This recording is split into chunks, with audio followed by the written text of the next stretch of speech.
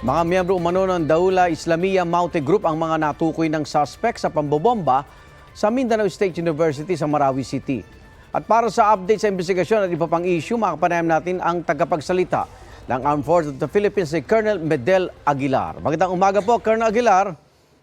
Magandang umaga din po, Sir Arnold. At magandang umaga din po sa lahat ng ating tagapanood. Sabi po ni Senate President Mig Zubiri, posibleng konektado sa mga namatay sa 2017 Marawi City, yung mga nasa likod po ng pag-atake dyan sa Mindanao State University.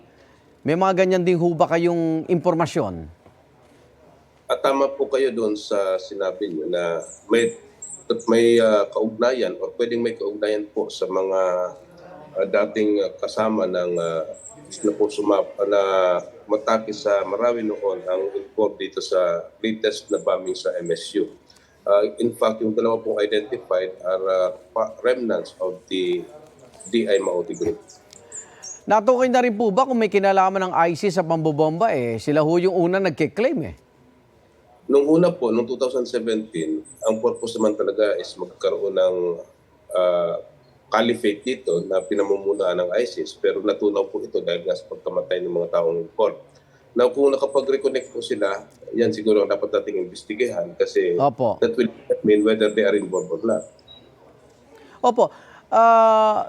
Una hong impormasyon na lumabas, dayuhan daw po ang nasa likod dito na mismong galing pa kay Pangulong Bongbong Marcos, kay Secretary Gubo Teodoro. So ito pong dalawang suspect na tinutukoy at isa pa, paano pumasok po rito yung impormasyon na may dayuhang terorista na kasangkot dito, Colonel? Yung suspect po na dalawa ay local, pero hindi na i-discount yung possibility na meron silang connection sa labas. Opo. Baka meron ng koneksyon. Tama po. May nireport po ang PNP na bomb scare sa Metro Manila at Laguna. Natukoy na ba ito kung saan po nanggaling yan? Hapon yata yung suspect? Hindi pa. Sa amin po, hindi pa namin. Walang ganyan? Okay.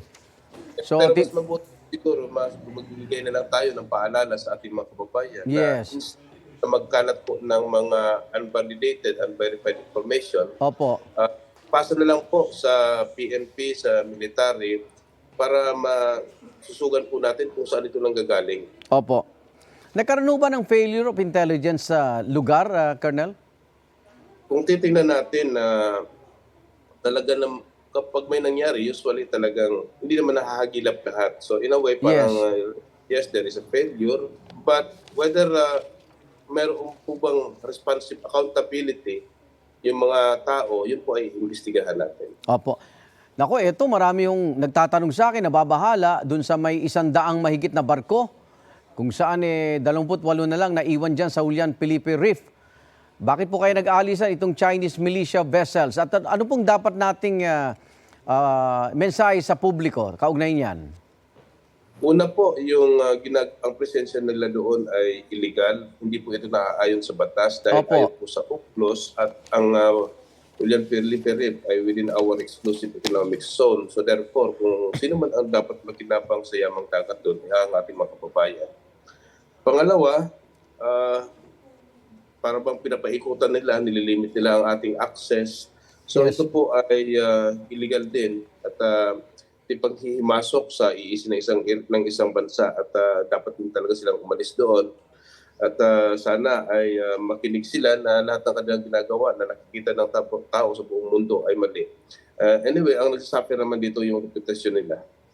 Opo. Maraming salamat, AFP spokesperson Colonel Medel Aguilar. Ingat po kayo. Maraming salamat din, Arnold, at maraming salamat din sa ating mga tagapanood.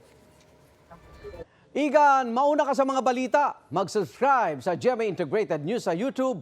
Sa mga kapuso abroad, subaybayan nyo kami sa GMA Pinoy TV at sa www.gmanews.tv.